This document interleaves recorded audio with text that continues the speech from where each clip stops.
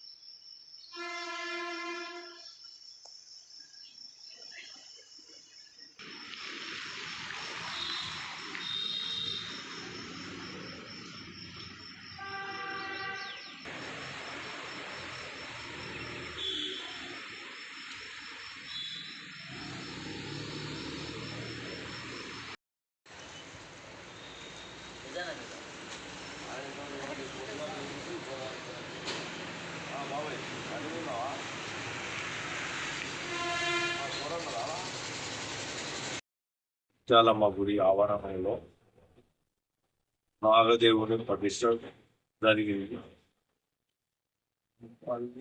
ఈరోజు శ్రావణవాసం మొట్టమొదటి ఆదివారం రోజున సలుపరం అని సలుపరం పెట్టాము. ఈరోజు నుంచి ప్రారంభం, బోనాల పండుగ ప్రారంభం.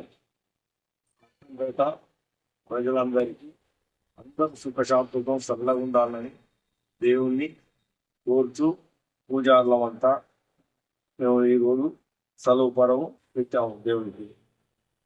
పూజ